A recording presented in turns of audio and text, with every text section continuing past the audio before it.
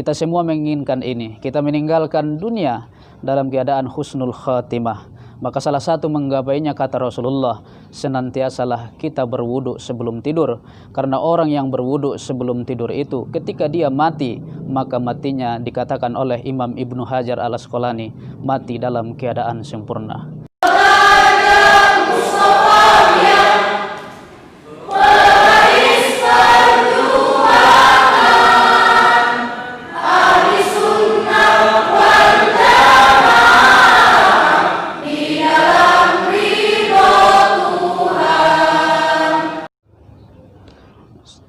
Bismillahirrahmanirrahim. Assalamualaikum warahmatullahi wabarakatuh. Alhamdulillahi badi'il hadi ila bayani mahyair rasyadi. Amadda arbaban nuha wa rasama samsal bayani fi suduril ulama. Bersyukur kita kepada Allah dengan ucapan alhamdulillahi rabbil alamin. Bersalawat kita kepada Rasulullah sallallahu alaihi wasallam.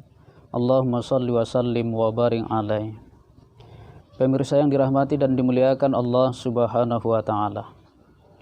Pada kesempatan ini kita akan membicarakan tentang 100 sunnah Nabi sallallahu alaihi wasallam dalam kehidupan. Yang pertama, berwudu sebelum tidur. Apa kata Rasulullah sallallahu alaihi wasallam dalam hadis riwayat Ibnu Hibban? Man bata tahiran bata fi syi'arihi malakun falam yastaiqis illa qala al malak Allahumma ighfir li abadika fulan fa innahu bata tahiran. Rawahu Ibnu Hibban.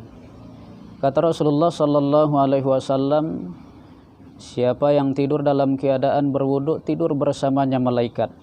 Dan malaikat itu terus mendoakannya sampai dia terbangun dengan doa, ya Allah, ampunkanlah hambamu si fulan karena dia tidur dalam keadaan berwudu. Pemirsa yang dirahmati dan dimuliakan Allah Subhanahu wa taala. Kebiasaan-kebiasaan seperti ini sudah diajarkan kepada kita ketika kita dulu kecil. Kakek kita, nenek kita, bahkan orang tua kita mengajarkan kita sebelum tidur, nak, berwudu dulu. Sebelum tidur, nak, cuci tangan, cuci kaki, sikat gigi. Tapi yang sering kita diingatkan sebelum tidur, nak, cuci tangan, cuci kaki, sikat gigi.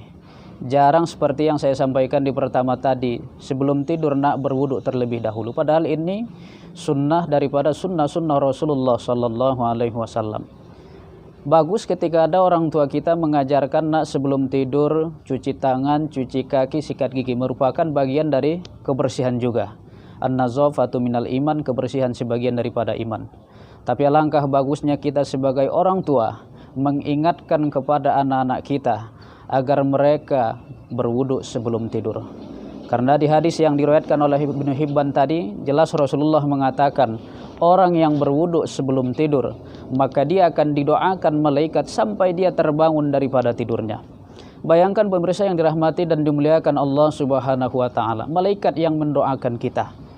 Manusia saja mendoakan kita, kita dapat kabar ada orang mendoakan kita, begitu senangnya kita. Ini kata Rasulullah, malaikat yang mendoakan kita, makhluk yang suci, yang tidak mempunyai dosa. Semua apa yang mereka panjatkan, apa yang mereka minta kepada Allah, Allah akan kabulkan.